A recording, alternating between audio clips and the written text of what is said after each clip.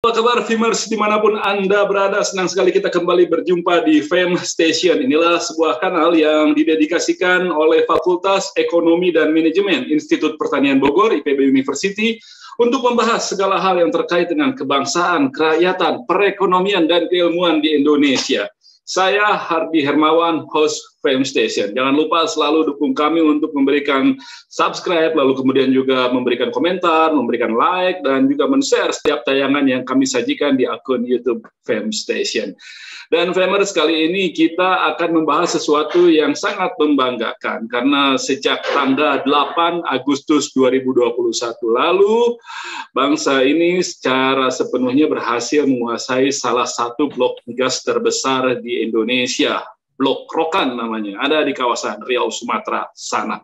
Selama 97 tahun sebelumnya, blok migas tersebut berada di bawah penguasaan perusahaan multinasional. Dan sejak 2018 silam, kemudian dilakukan upaya pengambilalihan dan Pertamina berhasil menjadi pengelola dari blok migas tersebut.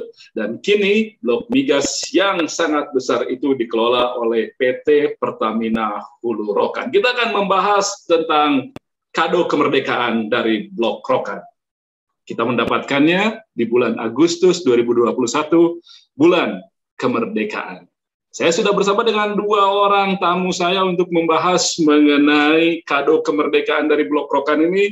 Ada Bapak Danang Saleh, Business Super Project Leader dari PT Pertamina Hulu Rokan. Apa kabar Pak Danang? Selamat malam Pak Hardi, selamat malam Pak Ferdi, salam sehat selalu. Iya, terutama selamat karena kemudian sekarang sudah resmi menjadi pengelola Blok Rokan. Terima kasih sudah bergabung di PM Station, dan tamu berikutnya adalah Ferdi Hasiman, seorang peneliti analis dari Alpha Research Database. Apa kabar Bung Ferdi? Selamat malam Mas. Baik. Selamat malam juga Mas Danang. Saya juga melihat Pak Sugema di sini. Ya, betul. Selamat malam dan salam kenal, Pak. Baik. Oke, saya ingin ke Pak Danang dulu lah. Mungkin beliau bisa cerita bagaimana runtutan peristiwanya sampai kemudian Blok Rokan akhirnya bisa dikelola oleh anak bangsa sendiri. Mungkin Pak Danang bisa bercerita dari awal seperti apa itu. Ya, terima kasih waktunya Pak Hardi, Pak Ferdi. Ini satu kesempatan yang baik bagi kita di Pertamina Hulu Rokan untuk bersua dengan teman-teman di Fakultas Ekonomi dan Manajemen IPB ya. Tentunya sebuah kehormatan bagi kami untuk bisa menyampaikan sesuatu hal yang hari ini atau hari kemarin ini sudah menjadi pemberitaan di beberapa media. Jadi tentunya ini merupakan sambutan yang cukup baik bagi seluruh kalangan yang tentunya tadi juga disebutkan sebagai kado kemerdekaan ya Pak. Jadi patut kita syukuri bersama kita sudah menjadi pengelola Blok Rokan yang merupakan salah satu blok terbesar di Indonesia.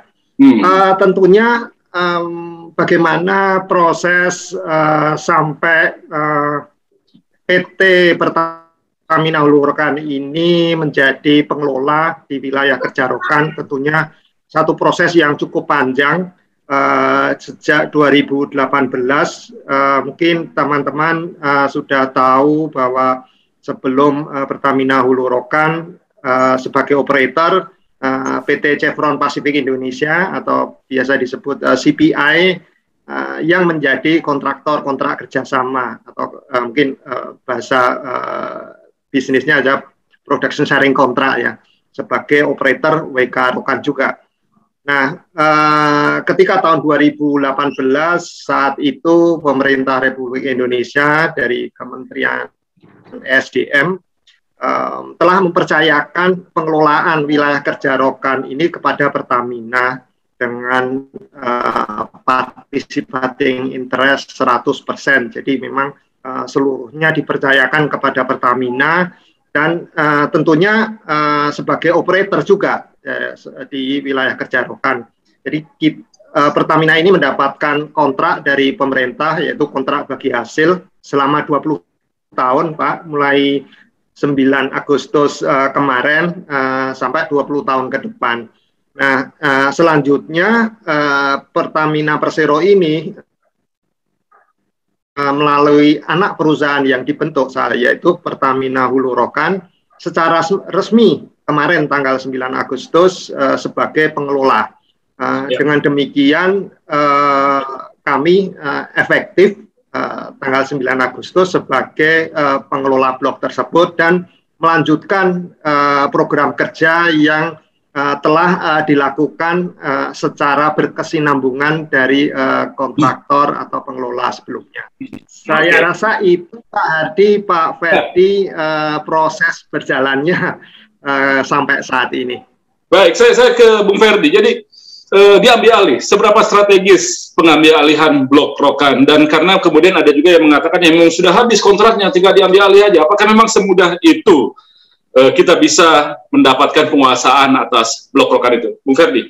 Terima kasih Mas Hardi dan terima kasih atas undangan yang diberikan oleh Fakultas Ekonomi dan Manajemen IPB dan provisiat kepada Pak Danang dan kawan-kawan sudah menjadi operator di blok Rokan.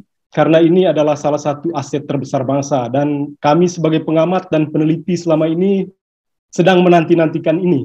Jadi selama periode pemerintahan Jokowi jilid 1 dan jilid 2, menurut pengamatan dan penelitian kami, sektor energi dan tambang ini menjadi sektor yang sangat menarik. Karena ini adalah salah satu rejim, salah satu pemerintahan yang sangat berani untuk mengambil keputusannya. Saya ingat baik pada zaman pemerintahan Pak SBY, pada saat itu adalah proses pengambil alihan blok Mahakam. Jadi prosesnya cukup panjang sampai ke tangan Pertamina. Tetapi hampir selama 2 periode itu Presiden SBY tidak pernah mengambil keputusan. Bahkan sampai akhir pun tidak mengambil keputusan. Dan keputusan terakhir itu terjadi pada tahun 2014 ketika Presiden Jokowi memimpin Republik ini. Makanya bagi saya, di sektor energi dan pertambangan, Pak Jokowi cukup sukses. Ini sebenarnya sebuah kado besar bagi bangsa dan tanah air, karena selain blok Rokan, kita sudah mendapatkan blok Mahakam, salah satu blok minyak terbesar di tanah air juga, dan juga kita juga mendapat beberapa perusahaan-perusahaan tambang mineral yang strategis, Freeport misalnya, sudah mendapat 51%, lalu Vale kita sudah mendapat 20%. Artinya soal kedaulatan, sovereignty ini menjadi sangat penting. Dan saya tadi pagi membaca forum pembaca koran Kompas, Mas. Pak Danang, Pak Imam Sugema, saya kira tadi pagi sudah membaca tulisan dari mantan PR ya, Chevron. Di dalamnya dia meralat isi iklan yang disampaikan oleh Pertamina dan juga pernyataan dari Bu Nike, Dirut Pertamina ya. Karena disampaikan bahwa terlalu bombastis dan dibesar-besarkan ketika blok Rokan ini kembali ke pangkuan Ibu Pertiwi. Jadi menurut dia memang sudah saatnya, karena terhitung tanggal 8 Agustus tahun 2021 blok ini kan expire ya. Selesai masa kontraknya. Kontraknya expire. Secara aturan 2 tahun sebelum masa berakhir kontrak itu harus ada proses transisi. Jadi mulai tahun 2018 pemerintah sudah melakukan transisi dari dari Chevron ke Pertamina. Tetapi menurut saya bukan di situ poinnya. Jadi mungkin ini dilihat dari kacamata teknis pertambangan ya. Jadi bagi saya poin yang pertama adalah pengambil alihan blok Rokan itu adalah soal sovereignty. Jadi soal kedaulatan. Jadi hanya sebuah pemerintahan yang kuatlah yang bisa mengambil alih blok Rokan.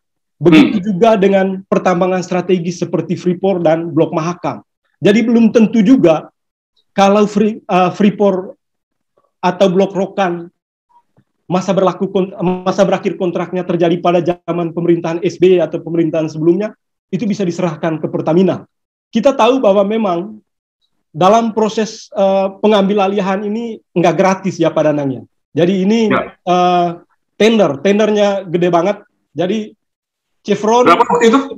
Chevron itu 55 miliar dolar, Mas, 780-an triliun. Lalu Pertamina sekitar 57 ya Pak Danangnya.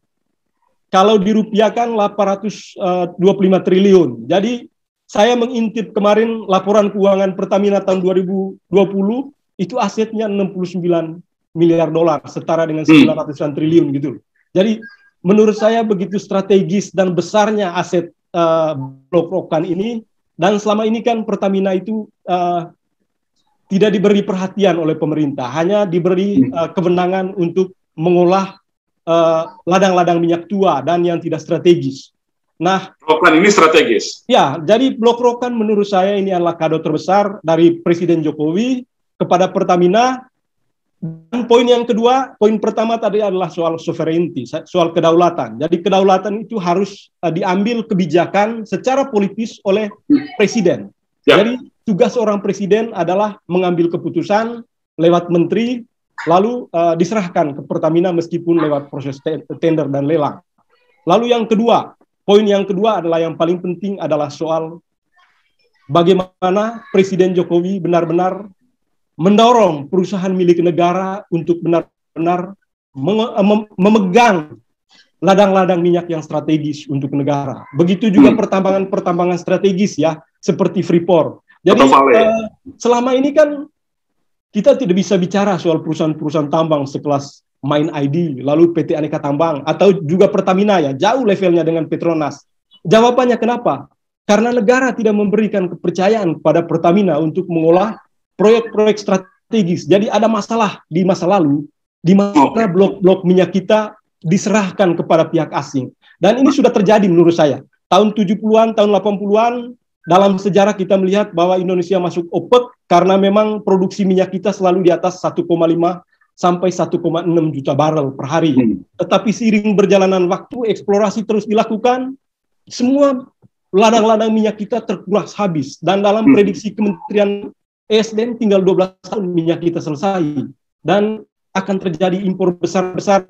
Dan yang terjadi saat ini kan produksi minyak kita berada di level 750 sampai 800 ribu barel per hari. Jadi peringatan besar adalah kita tahun 70-an, tahun 80-an, 90-an menikmati keuntungan besar sebenarnya dari produksi minyak nasional, tetapi bukan Pertamina yang menjadi besar, tetapi perusahaan-perusahaan asing. Jadi menurut saya poinnya adalah ada dua, soal sovereignty dan yang kedua adalah soal bagaimana pemerintah memberdayakan perusahaan negara, memberi kepercayaan besar kepada perusahaan negara untuk menjadi besar dan bisa kompetitif di level global. Oke, baik. Jadi benar Pak Danang, memang agak sulit juga dalam upaya pengambil-alihan Rokan ini proses ya. Jadi ada semacam tidak semudah yang digambarkan dalam surat pembaca itu tadi gitu loh. Tidak semudah proses bahwa ini kontrak habis lalu dialihkan. Ada semacam perjuangan atau kemudian upaya-upaya khusus yang dilakukan Pertamina kah untuk melakukan pengambil-alihan itu tadi, dan kemudian tadi disebutkan bahwa nilai pembelian itu atau nilai pengambil-alihan yang 57 miliar dolar itu hampir mendekati dari aset Pertamina itu sendiri. Jadi mungkin seberapa besar sebenarnya ini Blok Rokan ini? Ya, jadi prosesnya itu cukup panjang, Pak. Tidak hanya oh ya ini Pertamina kemudian karena BUMN dikasih begitu. Saya rasa tidak ya. Karena pertama harus membangun semacam kepercayaan bagaimana Pertamina itu bisa dipercaya oleh publik, bisa dipercaya oleh pemerintah, sehingga amanah yang diberikan itu kan satu kepercayaan yang besar. Nah, itu tidak mudah dan dibangunnya tidak sebentar. Mungkin teman-teman pernah mendengar saat itu bagaimana pertama kali Pertamina mengakuisisi lapangan OMBJ di Laut Jawa Utara, dan itu merupakan satu bentuk bukti bagaimana Pertamina bisa mengelola, dan itu saat itu pun lapangannya adalah lapangan di lepas pantai. Nah, lebih sulit lagi. Jadi penelitian yang cukup sejak tahun 2017 ke belakang itu kita harus membuktikan dulu, Pak. Dulu waktu diambil produksinya hanya 22.000, kemudian setelah dari teman-teman dari operator sebelumnya bersama dengan Pertamina kita. Pak Danang? Agak terganggu koneksi dengan Pak Danang Saleh. Kita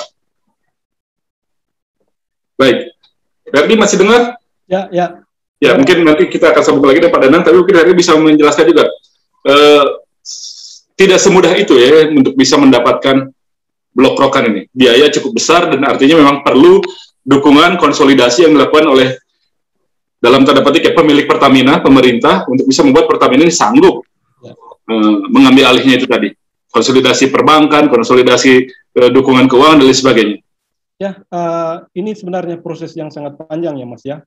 Karena seperti yang disampaikan oleh Pak Danang tadi, prosesnya panjang. Jadi tidak serta-merta Pertamina karena dia perusahaan negara lalu diberikan oleh negara untuk mendapat hak lola atas blok rokan. Jadi tidak seperti itu karena prosesnya kan harus melalui tender dan lelang yang dilakukan secara transparan. Ya. Dan kalau dikatakan bahwa mohon maaf tadi terputus ini. Ya, koneksi. Oke, sebentar Fer. Jadi kita mungkin balik kembali ke Pak Danang. Tadi sudah disebutkan juga oleh Bung Ferdi bahwa memang tidak semudah itu. Artinya memang ada juga dukungan dari pemerintah, lalu kemudian upaya-upaya untuk mengkonsolidasikan kekuatan Pertamina juga untuk sanggup menyediakan pembiayaan atas blok Mahakam itu tadi, blok rokan itu tadi, sehingga memang prosesnya cukup berliku dan tidak semudah membayangkan bahwa ini kontrak selesai lalu diserahkan pada BUMN, begitu ya Pak Danang ya? Ya, saya ingin lanjutkan bahwa dengan kita dipercaya beberapa lapangan yang sudah diserahkan ke Pertamina, maka kami ini membangun sumber daya manusia. Tentunya blok rokan ini tidak hanya sekedar punya pendanaan, tetapi juga dibutuhkan satu perencanaan yang bagus, kemudian teknologi yang kita punya di Pertamina, dan tentunya sumber daya manusia yang sudah merupakan satu kolektif sumber daya manusia dari beberapa rekan-rekan yang mengelola di blok sebelumnya. Nah, apakah hanya diberikan begitu saja? Tentunya tidak ya Pak, karena itu satu proses. Tidak hanya Pertamina saja waktu itu yang menginginkan blok tersebut. Ada perusahaan migas internasional, ada yang nasional, semuanya berkompetisi untuk mendapatkan. Dan tidak hanya masalah berapa berani bayarnya yang paling besar, tapi apakah programnya memang mendukung program pemerintah, terutama sekarang ini kan kita menuju ke aspirasi untuk produksi 1 juta barel oil per day di tahun 2030. Nah, kemudian di samping kemampuan finansial, program kerja, bagaimana pendanaan untuk pengembangan lapangan, teknologi, dan pengalaman dari sumber daya manusia maupun kompetensinya, ini semua dilihat. Jadi saya rasa persaingannya memang cukup lumayan, jadi itu yang mungkin harus menjadi landasan bagaimana Pertamina bisa berjuang untuk mendapatkan blok. Ya. Tidak semudah itu, tidak semudah membayangkan rumah kontrakan habis diserahkan pada yang lain lagi gitu ya, tidak semudah itu. Tapi seperti apa profil rokan saat ini, blok rokan saat ini, seperti apa profilnya, seberapa kandung cadangannya, lalu kemudian bagaimana produksinya per hari, dan akan seperti apa nantinya setelah dikelola oleh Pertamina, Pak Danang? Iya, hal ini tentunya sudah beberapa kali disampaikan oleh Pertamina dari beberapa acara ataupun event yang mungkin telah di pemberitaan di mass media, bahwa saat ini level produksi di sekitar 160.000 sampai 170.000 barel oil per day, dan ini kita lagi melakukan pemboran sumur, pengembangan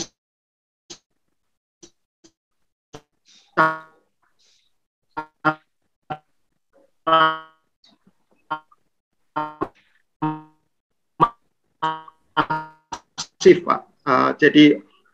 Jadi kami tidak berhenti operator sebelumnya, tanggal 9 Agustus kami lanjutkan. Ini yang mungkin perlu kita garis bawahi bahwa proses alih kelola ini seamless, Pak, sangat mulus sekali. Tidak ada satu hari pun yang diliburkan, ibaratnya gitu ya. Tidak ada satu hari pun yang tanpa produksi. Iya, Pak. Meskipun kemarin hari libur 1 Muharram ya, Pak, tetap sama jalan. Iya. Memang perusahaan minyak ini 24 jam sehari, 7 kali hari seminggu, dan tidak ada jeda sama sekali. Nah, tidak ada jeda sama sekali ya. Nah, ini yang perlu kita garis bawahi, Pak. Sekarang 160.000 barrel per hari. Proyeksinya nanti akan bagaimana Pak Danang, dan berapa yang sudah disiapkan investasi untuk mengembangkan lagi Blok Rokan ini? Ya, tentunya kita menyiapkan program panjang, Pak, 5 tahunan. Itu sudah kami siapkan, dan untuk tahun ini kita di level mungkin sekitar 170 ribuan oil per day ya, dan kemudian tahun depan tentunya akan kita tingkatkan. Jadi kalau sekarang kita mau membor sejumlah 161 sumur sampai akhir tahun depan kita mau siapkan sejumlah sumur mungkin sampai 500-an. Ini yang perlu kita siapkan sejak awal tahun ini, sehingga tahun depan kita sudah siap untuk membor sumur jauh lebih banyak lagi. Nah, itu proyeksi kita 5 tahun kita tetap agresif untuk menambah sumur-sumur tersebut yang jumlahnya mungkin tambahnya ratusan, sehingga kita harapannya 2 tahun udah 300 itu, Pak. Ya, jadi kalau mungkin antara 300 sampai 500 ya, dari sekarang sudah kita siapkan, baik dari segi jumlah rig-nya, kemudian dari kontrak-kontraknya, kemudian dari kandidat sumur yang akan dibor tahun depan, dan sebagainya. Itu yang kita siapkan sehingga tahun depan kita bisa membor jauh lebih banyak lagi. Nah, harapannya tentunya produksinya juga akan meningkat. Itu investasinya berapa, Pak? Nah, investasinya berapa itu? Besar sekali pasti. Ya, tentunya cukup besar, Pak, karena ini merupakan satu komitmen yang sudah kita taruh di perjanjian kontrak bagi hasil. Jadi kita ada semacam komitmen pasti selama 5 tahun. Jadi harus membor sumur-sumur eksplorasi, kemudian ada water flood, kemudian ada chemical EOR, dan tentunya perencanaan 5 tahun ke depan tidak hanya itu, kita mengembangkan lapangan yang sudah ada, lapangan yang baru yang belum dikembangkan akan kita kembangkan. Tadi kita jumlah sumurnya kita tambahkan lagi, Pak. Jadi memang investasinya cukup besar, dan itu sudah merupakan program kami untuk 5 tahun depan, sehingga target yang kita canangkan 5 tahun ke depan semoga bisa tercapai. Kalau dibandingkan dengan existing sekarang tuh peningkatan jumlah sumurnya berapa kali lipat jadinya? Yang sekarang ada berapa gitu? Iya, tentunya penambahan itu secara bertahap ya, Pak. Iya, betul. Sumur yang sekarang ini jumlahnya ribuan, Pak, ribuan, dan itu tentunya ada sumur yang mati, kemudian yang kita perbaiki melalui program-program perbaikan sumur, walkover, atau kita sebut well service. Itu merupakan satu upaya-upaya agar sumur-sumur yang existing ini tetap berproduksi. Nah, di atas itu, baik yang masih berproduksi maupun tidak berproduksi, kita tambahkan tadi ratusan sumur, sehingga jumlahnya mungkin setelah 5 tahun ke depan tambahnya kan ribuan lagi itu, Pak. Ya, oke. Bung Ferdi, dengan upaya-upaya yang sedemikian masif dilakukan, investasinya juga besar, mungkin puluhan triliun yang dilakukan untuk bisa pengembangan itu tadi. Bagaimana melihat prospeknya? Apakah memang itu masih bisa cukup diterima atau bisa cukup menguntungkan juga untuk Pertamina sebagai sebuah perusahaan dengan investasi yang sedemikian besar dalam situasi yang mungkin saya tidak tahu pasar minyak dunia ke depan akan seperti apa? Bung Ferdi. Ini sebenarnya blok rokan ini, seperti yang saya bilang tadi, sangat potensial ya Mas ya. Cadangannya juga besar. Kalau kita lihat dari datanya Chevron kan yang diajukan dalam tender kan 1,2 miliar barrel ya padanannya. Saya lihat di laporan Chevron. Dan ini menurut saya sesuatu yang menjanjikan jika Pertamina benar-benar, ini adalah uji nyali bagi Pertamina untuk bisa membuktikan kepada negara apakah Pertamina sanggup nggak mengolah blok yang besar ini. Ketika diberikan kewenangan oleh negara dan dia menang tender, apakah Pertamina punya kesanggupan nggak untuk paling kurang mempertahankan produksi yang ada sekarang. Dan saya kira investasinya tidak sekedar puluhan triliun ya, tetapi ini ratusan triliun ini. Jadi untuk investasi sekelas blok Mas saja sudah 14-18 triliun, sekitar di angka 300 triliun ya Mas.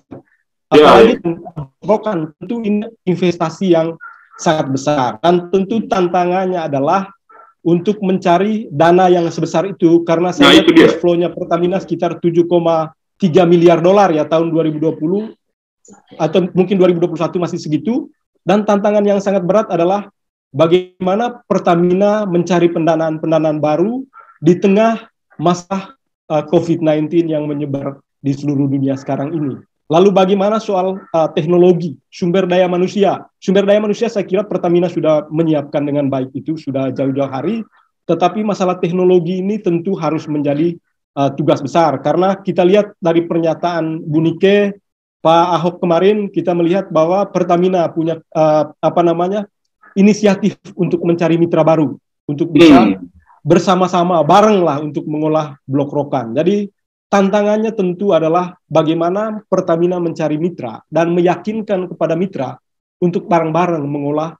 Jadi kalau melihat tantangannya di antara pembiayaan, teknologi, dan sumber daya manusia, Anda melihat teknologi ini yang paling harus dijadikan perhatian? Saya kira Pertamina punya perhitungan sendiri ya. Teknologi untuk mengolah blok rokan kan agak berbeda dengan yang lainnya. Dan Pak Danang saya kira bisa menjelaskan ini nanti ke publik, karena ini penting sekali. Kira-kira teknologi model apa yang akan digunakan untuk bisa melakukan drilling di sumur-sumur yang ratusan sumur tadi.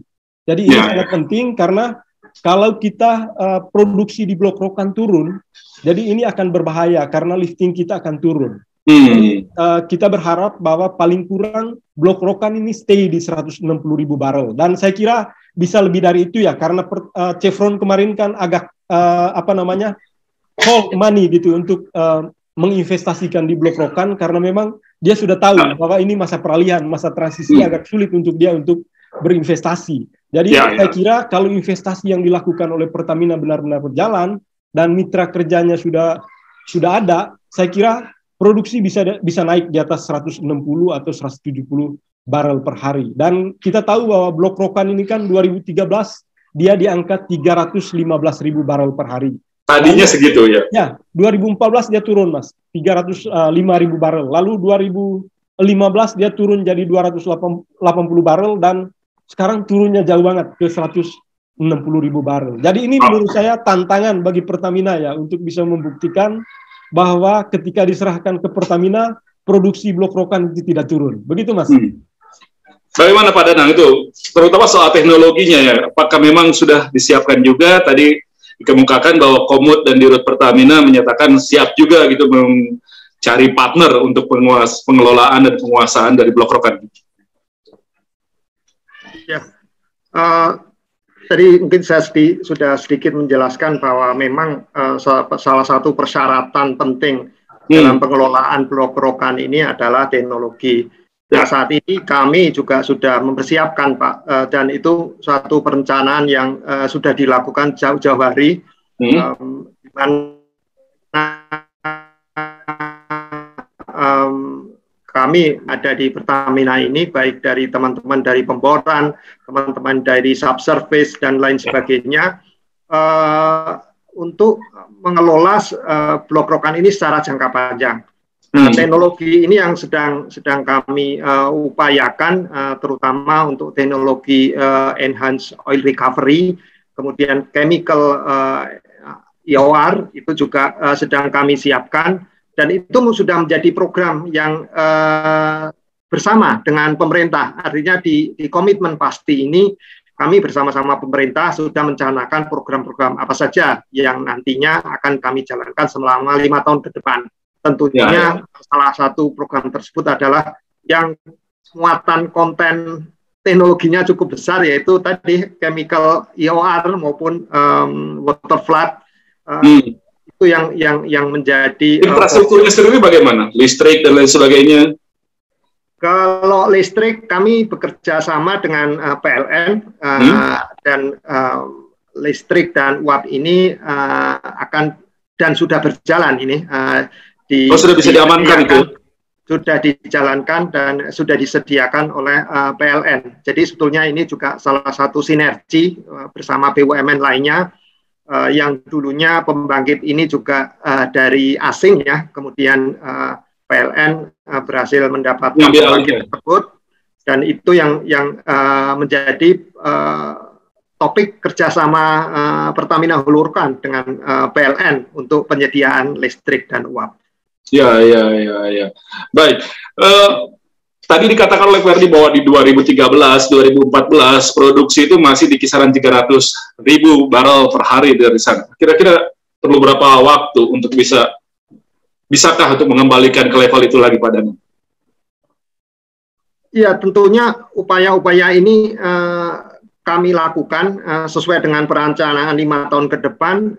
Salah satu dari upaya tersebut adalah pemboran sumur-sumur baru. Nah, ini memang satu pekerjaan besar dengan menyediakan rate yang cukup banyak jumlahnya, dan arahnya memang seperti itu. Jadi memang masih banyak potensi, terutama di lapangan-lapangan yang punya kandidat sumur-sumur pengembangan yang belum dibor saat itu. Sehingga kami mempersiapkan, kemudian dengan harapannya dengan jumlah ratusan sumur yang akan kita bor 5 tahun ke depan, mungkin jumlahnya ribuan lagi juga, akan membawa kembali peningkatan produksi dari titik saat ini. Jadi mungkin kita bicaranya kalau Pertamina kan ini mulai dari nol, kami mulainya dari 9 Agustus, Pak. Berarti seperti di SPBU ya. Tapi bisakah Pak, katakanlah dalam 5 tahun gitu kembali ke level 300 ribuan? Kami tidak menyebut angka berapa ya, 300.000 atau berapa, tapi harapannya akan meningkatnya cukup signifikan. Karena ini kan namanya pemboran sumur itu kan penuh risiko ya Pak, dan itu sesuatu yang di dalam tanah yang harus kita upayakan itu. Apa yang bisa dipelajari, misalnya dari Blok Mahakam di awal-awal pengelolaan kan agak menurun produksinya. Nah, pelajaran apa yang bisa dipetik supaya mungkin itu bisa diantisipasi di Blok Rokan? Ya, sebetulnya kami mengambil pelajaran tidak hanya dari Blok Mahakam, tetapi dari blok-blok lain, karena proses transisi ini sudah kami jalani beberapa kali, dan tentunya ada pembelajaran atau lesson learn yang kita ambil. Tidak hanya hikmahnya saja Pak, tapi pembelajaran juga kita ambil. Kalau dulu mungkin di Mahakam harus membutuhkan waktu persiapan, kemudian untuk membor itu butuh berapa waktu, sehingga ketika diserahkan masih memerlukan waktu untuk membor sumur-sumur berikutnya, terutama dari penyediaan rig, material dan lain sebagainya. Nah, kami menyiapkannya sejak tahun 2019 Pak. Jadi tahun kemarin 2020 kami punya tim namanya tim transisi, ada sekitar 60 orang yang bekerja siang malam tanpa jeda, dan mungkin di suasana COVID ini kami masih maksimal itu kerja keras menyiapkan itu semua. Jadi kita siapkan sejak awal mengenai rignya, kemudian materialnya, kontrak-kontraknya. Nah, jadi kami sudah siap ketika belum alih kelola belum terjadi. Jadi memang kami melakukan seperti itu dari belajar alih kelola dari lapangan-lapangan sebelumnya, sehingga ketika di tanggal 9 Agustus kami benar-benar sudah siap, baik dari orangnya, pendanaannya, equipment, dan tentunya dibantu oleh teman-teman yang bergabung dari operator sebelumnya dengan sekarang menjadi keluarga besar di Pertamina bersama-sama. melanjutkan program-program tersebut dengan pemboron yang lebih banyak lagi. Baik, kita sebelum sambung saya juga akan tetap menyapa Famers semua. Anda silakan bisa ikut berpartisipasi, memberikan tanggapan, memberikan masukan atau juga memberikan pertanyaan kepada dua narasumber. Ada Pak Danang Saleh, Business Support Project Leader dari PT Pertamina Hulu Rokan, dan ada Bung Ferdi Hasiman, peneliti dari Alpha Research Database. Dan tetap selalu dukung kami dengan mensubscribe, lalu kemudian juga memberikan like dan memberikan komentar, juga men-share setiap tayangan yang kami sajikan di akun Fem Station.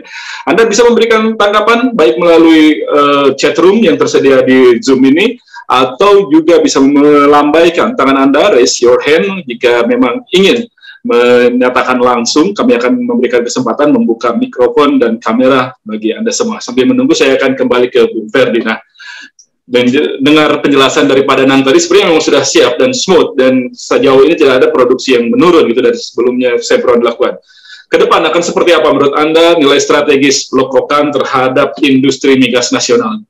Artinya dari sisi persiapan Pertamina menghadapi blok baru ini kan jadi tidak sia-sia lah melakukan transisi dari 2018 ke 2021 ya Pak Danang. Jadi sia-sia, artinya Pertamina sudah mempersiapkan kapasitas sumber daya manusia dan bagaimana alih teknologi nanti itu bisa berjalan. Dan saya kira Blok Rokan tetap menjadi salah satu blok minyak yang sangat strategis, Mas. Kita tahu beberapa blok yang sekarang sedang dikembangkan seperti Blok Masela, lalu Indonesian Deepwater di Makassar, Selat Makassar, itu bukan minyak potensi terbesarnya, tetapi gas. Nah, yang terakhir harapan kita adalah Blok Rokan, lalu ditambah dengan Cepu. Saya kira Pertamina terlibat di sana. Dan menurut saya poin yang sangat sentral dan strategis dari pengolahan Blok Rokan adalah kita harus bisa mempertahankan produksi minyak. Paling kurang seperti target pemerintah sekarang, Pak Jokowi sudah menyatakan bahwa dia berharap produksi minyak nasional kembali ke 1 juta barel per hari ya. Jadi ini tantangan besar tentu untuk Pak Danang dengan kawan-kawan, paling kurang tidak turunlah produksi Blok Rokan karena begitu strategisnya blok ini. Dan kalau dilihat dari total keseluruhan produksi Pertamina tahun 2021 kan di angka 390.000 barel per hari. Jadi mohon koreksi kalau saya salah Pak Danang. Nah dengan penambahan ini kan artinya hampir 40% dari produksi minyak nasional itu menjadi tanggung jawabnya Pertamina. Jadi Pertamina ini ke depan benar-benar menjadi perusahaan negara yang bisa diandalkan untuk bisa menjaga produksi minyak nasional. Jadi kalau produksi minyak nasional turun, jadi Pertamina akan menjadi sasaran tembak dari lawan politik atau apa ke depan. Jadi tentu aspek-aspek politik itu sangat penting ya, apalagi energi ya. Jadi energi ini bukan hanya aspek teknis dan ekonomi yang bermain di sana, tetapi ini perang, strategi politik, oposisi pasti akan menyerang. Jadi Pertamina saya kira juga tetap menjaga kepercayaan, dan tender ini sudah diberikan dan ini sudah sangat kompetitif menurut saya. Bagaimana Blok Rokan tetap mempertahankan produksi paling kurang 160.000 barel per hari, karena dengan itu lifting minyak nasional kan tetap di angka 750.000 barel. Kalau pertahankan posisi yang sekarang. Tetapi kalau kita melihat kan Pertamina bukan hanya mengembangkan Blok Rokan, tetapi sudah mulai melakukan ekspansi ke luar negeri ya. Ini sangat baik untuk bisa paling kurang menambah produksi minyak nasional di saat cadangan kita mulai tergerus. Pertamina harus memang sudah jangan hanya berharap pada Blok Rokan saja, tetapi ekspansi. Ini tadi yang 390 sudah termasuk Blok Rokan ya? Belum Mas. Saya kira belum. 390 belum. Jadi Blok Rokan akan tambah nanti sekitar. Kalau ditambah Blok Rokan dia menjadi 540. Kalau dari 700.000 itu memang jadi sangat strategis lah. Ya. Begitu. Nah, tadi Pak Danang mengatakan di 2030 bisa sampai 1 juta, itu dari mana aja Pak Danang? Ini sebetulnya kan ini program pemerintah ya Pak, dan tentunya karena ini sudah menjadi program pemerintah dan salah satu dari fungsi kami sebagai BUMN tentunya mendukung program-program tersebut. Nah, Blok Rokan ini menjadi salah satu tulang punggung untuk menuju ke cita-cita yang mulia ini, Pak. Jadi kita tentunya tidak sendiri, tapi dengan blok yang lain-lainnya. Jadi secara bersama-sama mari kita dukung program pemerintah dengan mengupayakan semaksimal mungkin potensi yang ada di Blok Rokan ini, sehingga aspirasi pemerintah untuk mencapai produksi yang diinginkan di 2030 ini bisa terwujud. Nah, ini yang kalau misalnya di 2030 itu 1 juta, kontribusi Pertamina-nya kan paling tidak bisa sampai 700.000 itu Pak Danang. Nah, itu kalau kita petakan dari mana saja misalnya 700.000 kontribusi Pertamina-nya ini? Mungkin ada dari yang lain yang bisa menjawab ini. Tentunya kami di sini menjadi bagian dari tersebut, dari cita-cita tersebut. Jadi mungkin secara overall bagaimana bisa menjelaskan program pemerintah 1 juta barel dari mana, dan itu mungkin ada yang jelas dari kontribusi Pertamina, dari kontribusi Pertamina itu yang terbesarnya dari Rokan juga. Saat ini salah satu produksi nasional itu dari Blok Rokan, Pak. Jadi dengan level 160-170 ribu barel per day, itu kurang lebihnya sekitar 24% dari produksi nasional. Jadi mungkin ada, kalau mungkin dibulatkan ya, hampir 1/4-nya dari Rokan, 3/4-nya itu pasti dari blok-blok lain yang punya kontribusi besar juga untuk produksi nasional. Jadi memang sangat strategis sekali ya, 25% saat ini, dan dalam upaya untuk terus ditingkatkan produksinya dengan investasi-investasi baru tadi, sehingga kalau misalnya nanti di 2030 pemerintah sudah berharap bisa mencapai kembali 1 juta, maka kontribusi dari Blok Rokan itu juga akan sangat signifikan. Ferdi memandang seperti apa? Ya, 1 juta barel ini kan target politis dari Pak Jokowi ya, Mas Hardi ya. Tetapi Pertamina saya kira tidak menyampaikan seperti itu. Paling kurang secara realistis dari produksi minyak yang ada dulu dia berpijak. Dan kalau mau 1 juta barel per hari, saya kira tidak cukup dengan dia mengembangkan Blok Rokan saja. Tetapi perlu melakukan ekspansi di blok-blok minyak yang lain. Dan tentu persiapan investasi juga harus besar. Nah, pertanyaannya adalah, karena targetnya cukup ambisius, Mas, bagaimana Pertamina bisa mencari pendanaan di tengah COVID-19 yang agak serba susah? Jadi banyak sekali perusahaan-perusahaan minyak. Kan masih ada waktu sampai 2030. Kenapa, Mas? Kan masih ada waktu sampai 2030. Ya, memang waktunya cukup panjang, Mas. Tetapi kan kita belum tahu kapan ini COVID ini berhenti. Dan memang ini menguji, saya bilang, komitmen Pertamina, apakah dia benar-benar mempergunakan Blok Rokan ini sebagai aset strategis dan potensial yang menyumbang 24% ke produksi minyak nasional, benar-benar dipertahankan produksinya atau dinaikkan atau tidak.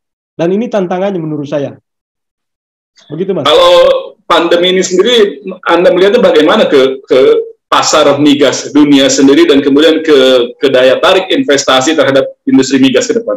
Saya kira untuk industri minyak nasional kita di tengah pandemi ini, kalau harga minyak murah, menurut saya lebih realistis kita membeli minyak dari luar ya, karena memang produksi minyak kita turun. Jadi di tengah pandemi ini kan memang di awal-awal masa pandemi, bulan April sampai Agustus, harga minyak itu turun terendah ya, di angka 22 juta dolar per barel. Dan sekarang sudah mulai bangkit kan harga minyak.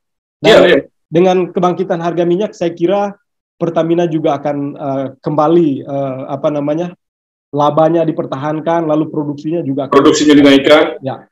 Ya. Karena kan Amerika sudah mulai bergerak kembali. Sekarang banyak perusahaan-perusahaan migas global yang masih agak susah untuk melakukan pendanaan ya. Bahkan Shell di blok Inpex kemarin kan sudah pulang, menarik diri dari kerjasama dengan Inpex dengan Total di sana. Jadi Shell sudah pulang kampung ke negerinya, dan ini menurut saya menjadi tantangan di sektor energi. Dan sebenarnya ini bukan hanya tantangan, tetapi untuk Indonesia dengan produksi minyak di bawah 1 juta barrel per hari dengan kebutuhan kita di angka 1,5, saya kira ini salah satu berkah ketika misalnya harga minyak turun. Jadi sudah saatnya kita bisa membeli.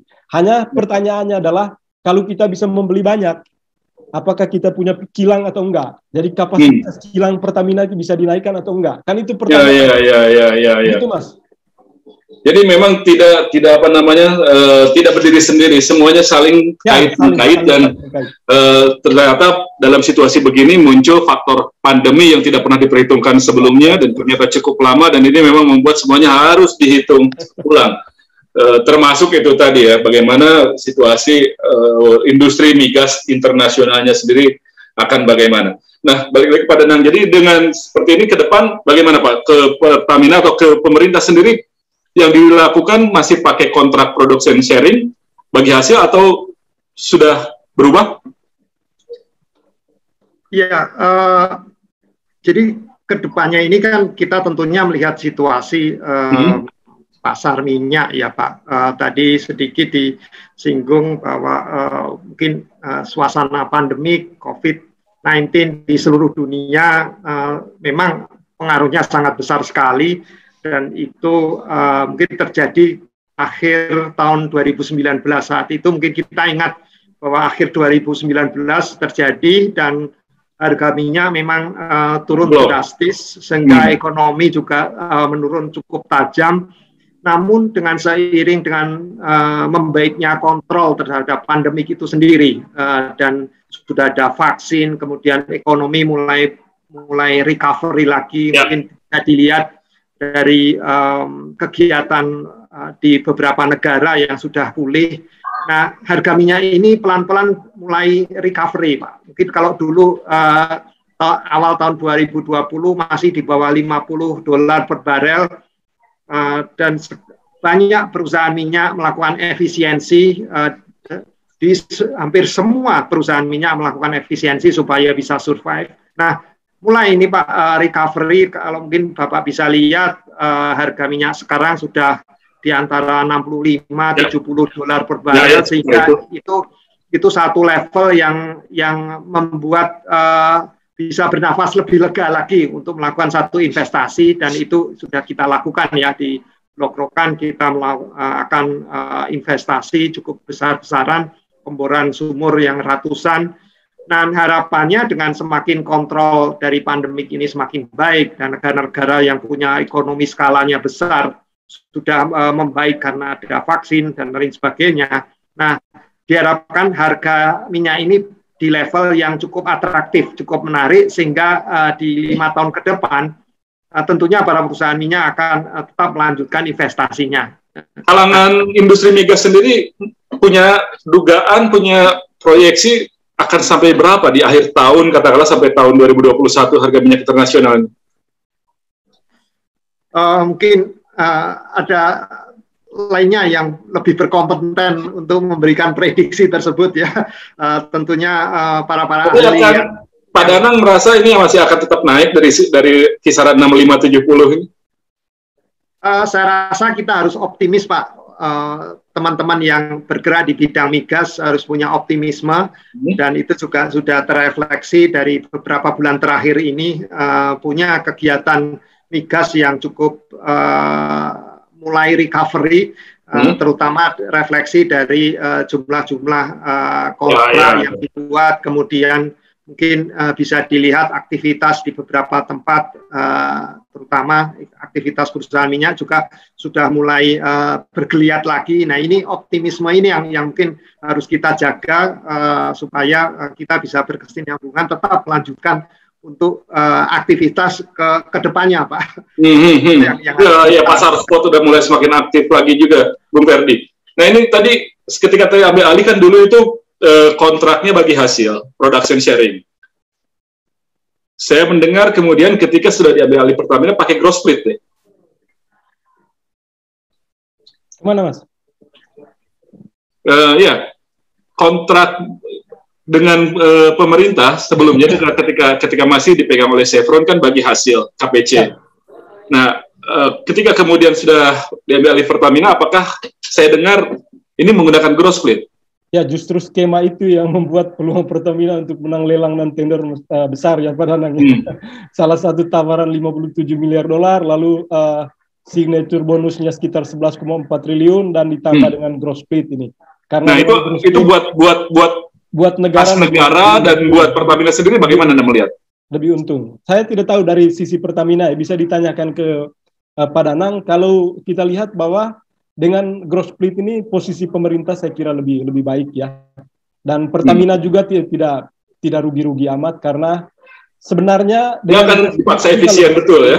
Ya, karena memang saya mendengar dari teman-teman di Kementerian SDM, ini selintingan aja Mas. Jadi di zaman PSC dulu itu diganti ke gross split karena memang banyak sekali proyek titipan dari elit politik di negeri ini di dalam PSC ini. Makanya Pak Jonan dengan Pak Archandra mengubah skema itu. Dan detil-detilnya saya kira bisa ditanyakan kepada Pak Archandra. Kebetulan dia jadi komisaris PGN kan sekarang. Detil-detilnya, jadi banyak sekali titipan-titipan elit apa segala macam di dalam PSC, makanya yang nanti akan ditutup oleh APBN. Jadi negara rugi gitu loh. Jadi saya kira dengan gross split ini sudah langkah bagus lah pemerintah untuk bisa paling kurang bisa memperbaiki. Meskipun mungkin bagi KKKS kontrak kerja sama migas ini nggak menguntungkan ya, tetapi mau nggak mau pemerintah harus melakukan itu daripada APBN kita jebol karena hanya membayar bagi hasilnya tadi itu ya. Jadi untuk negara dia akan bisa memproyeksi berapa pendapatan yang akan diperoleh dan itu nilainya juga jauh lebih, ya katakanlah tidak akan banyak biaya yang tidak terduga yang masuk di sana. Ya, paling kurang negara APBN yang nggak jebol lah Mas. Karena untuk cost recovery itu kan cukup besar selama ini kan. Jadi kalau seperti Pak Danang bilang, kalau kita investasi di migas ini kan bisa berkah dan bisa juga kutukan untuk KKKS. Jadi bisa saja yang dibor kalau di dalam laut itu airnya aja yang muncul atau mungkin minyaknya, dan itu harus menjadi tanggung jawab negara kalau dia nggak bisa menghasilkan apa-apa. Jadi cost recovery ini menurut saya salah satu skema yang penting untuk bisa menjaga keuangan negara, Mas.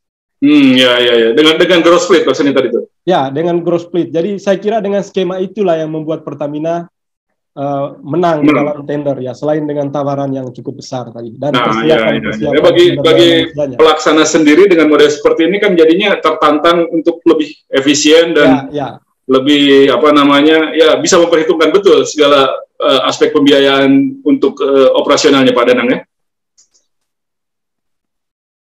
Iya, tentunya dengan kontrak bagi hasil yang sekarang yang disebut gross split tadi, memang kontraktor dituntut untuk lebih efisien lagi. Jadi dengan model seperti itu, untuk sukses dalam operasi migas, ya kontraktor harus bisa seefisien mungkin.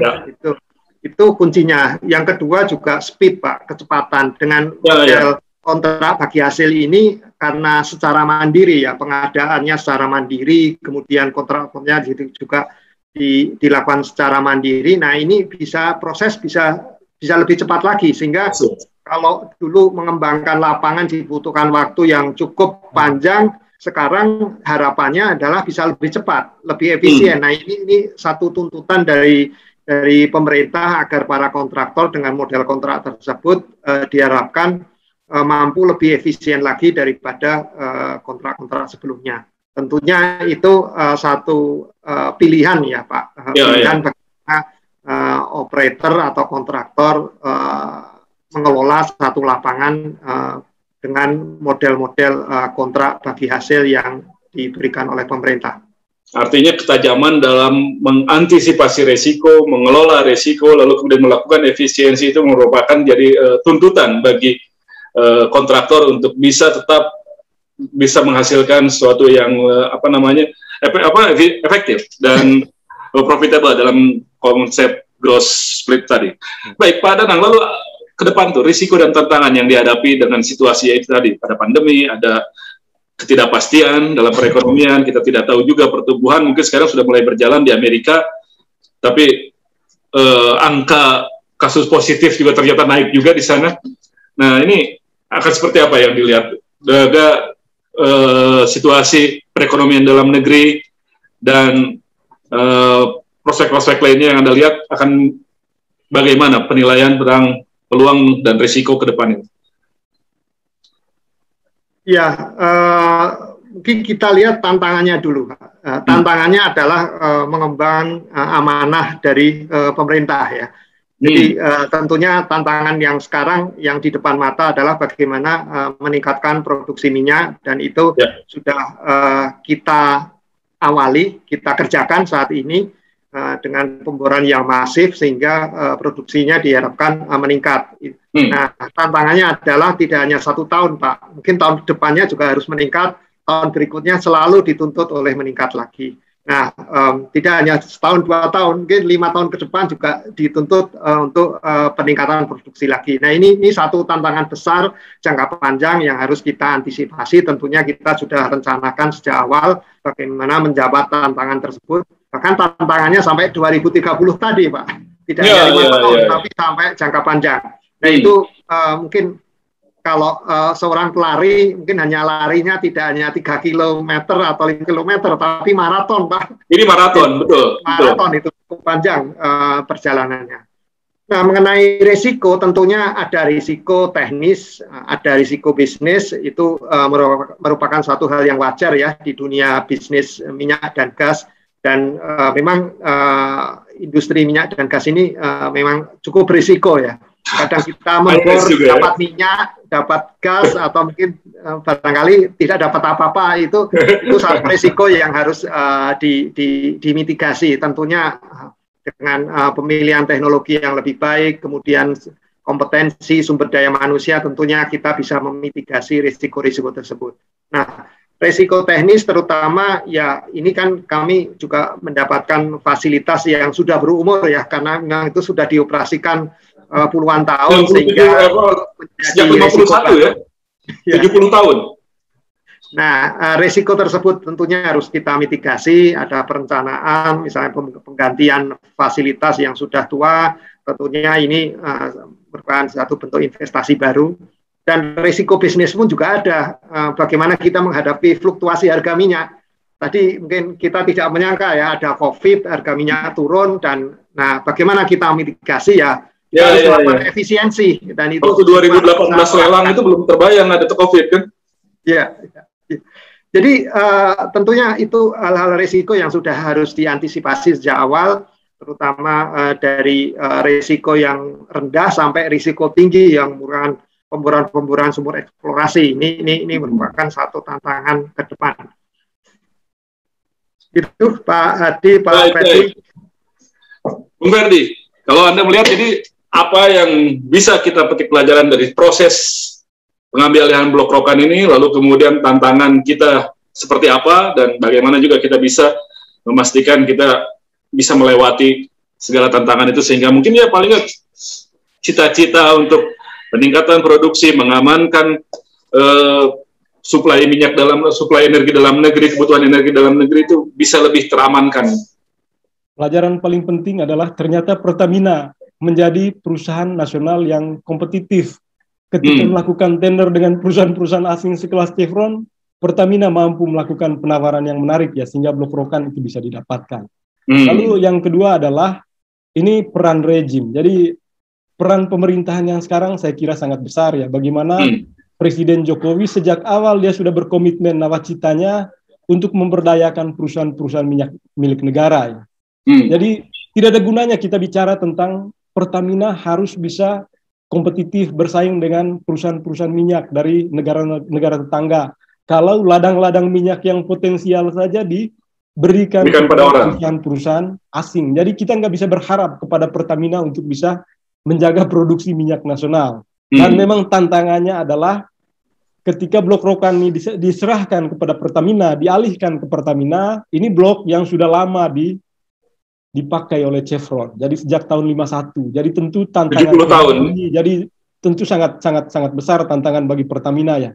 Paling kurang saya sudah katakan untuk bisa mempertahankan produksi 160 atau 170 ribu barrel per hari. Jadi itu tantangan besar menurut saya. Tahun 70-an sempat 1 juta barrel di sana. Ya, karena memang kan tahun 70-an, tahun 80-an, sampai 90-an Indonesia kayak minyak, Mas. Tapi untuk sampai ke sana saya kira agak berat ya. Paling kurang di level 200 sampai 220 lah kalau mau kembali ya. Tetapi untuk lebih dari itu saya kira enggak ya. Karena kan di sektor tambang dengan energi kita menemukan scarcity ya, kelangkaan. Jadi kalau dieksplorasi terus-menerus itu akan habis. Jadi tantangan itu yang paling berat bagi Pertamina. Kalau memang pemboran di beberapa sumur, tadi ratusan sumur itu benar-benar dilakukan, ini tentu membutuhkan investasi yang sangat besar. Dan ini tentu membutuhkan efisiensi juga. Karena ini COVID sangat berat juga. Kita tidak tahu kapan berakhirnya COVID ini. Lalu tantangan berikutnya, jadi kita harus, ini yang belum diketahui secara umum oleh publik. Jadi Pertamina sebenarnya sudah mulai membereskan dapur internalnya sendiri sejak Punike ini menjabat sebagai direktur dan mungkin direktur sebelumnya dan ditambah dengan Pak Ahok, karena memang rantai birokrasi di Pertamina selama ini cukup panjang. Ada 11 direksi. Jadi ini membuat rantai birokrasi untuk mengambil sebuah kebijakan untuk melakukan pemboran di satu sumur atau blok minyak ini agak panjang. Jadi ratusan aturan-aturan membuat speed itu nggak cepat, susah. Jadi dengan sekarang kan birokrasinya sudah diputus, Mas, dari 11 cuma 6 direksi. Jadi saya kira itu sangat membantu sekali untuk Pertamina melakukan speed ke depan. Ya. Tadi Pak Danang bicaranya risiko teknis dan risiko bisnis. Nah, coba bantulah. Kalau Ferdi mungkin bisa bicara tentang risiko yang lain juga, termasuk risiko politik misalnya. Risiko politik ini kan saya kira sudah dari dulu lah Pertamina ini menjadi sasaran tembak dari politisi ya. Jadi saya kira Pertamina terlalu seksi ya untuk bicara itu. Jadi sebagaimana yang disampaikan Pak Danang tadi di MCTN yang listrik yang akan dialokasikan PLN ke Hulu Rokan, saya kira ini juga bukan juga berkah untuk PLN ya, karena dia membeli dengan proses tender dengan harga yang cukup mahal. Padahal ini MCTN ini kan anak usahanya Chevron yang menggunakan mekanisme PSC zaman dulu.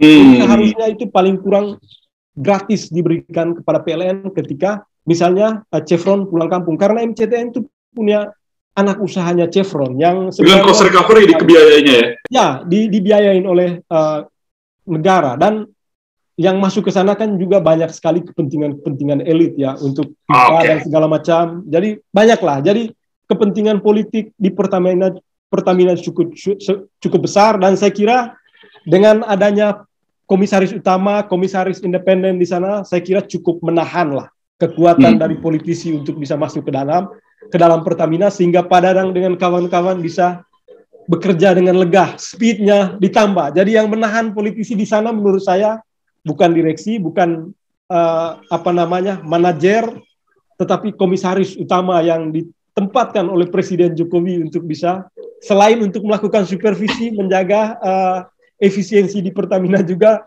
saya kira secara politiknya untuk itu juga. Oke. Jadi resiko politik diperhitungkan, dan memang itu juga sudah sedikit banyak diantisipasi dengan penempatan atau rekrutmen pejabat-pejabat yang di sana. Baik, ya mudah-mudahan sekali lagi selamat kepada Pak Danang dan juga pada kita semua, karena memang kita sudah mendapatkan kado kemerdekaan berupa kembalinya pengelolaan Blok Rokan ke tangan negara melalui Pertamina, kemudian melalui Pertamina Hulu Rokan. Mudah-mudahan ini benar-benar bisa menjadi berkah bagi kita semua, bisa menjadikan momentum untuk efisiensi di tubuh Pertamina sendiri sebagai kontraktor, dan juga bisa memberikan kontribusi yang besar bagi upaya memperkuat pasokan energi di dalam negeri. Terima kasih Bung Ferdi Hasiman, terima kasih Pak Danang Saleh, terima kasih Famer semua. Sekali lagi jangan lupa tetap di Fame Station, dukung kami, subscribe akun YouTube kami, berikan komentar, berikan like, dan sebarkan ke siapa saja setiap tayangan yang kami sajikan. Kami akan tetap menyajikan perbincangan-perbincangan menarik seputar perekonomian, kebangsaan, kerakyatan, keilmuan, dan apapun di Indonesia. Stay home, stay safe, stay healthy, stay tuned with Fame Station. Saya Hardi Hermawan pamit. Sampai jumpa.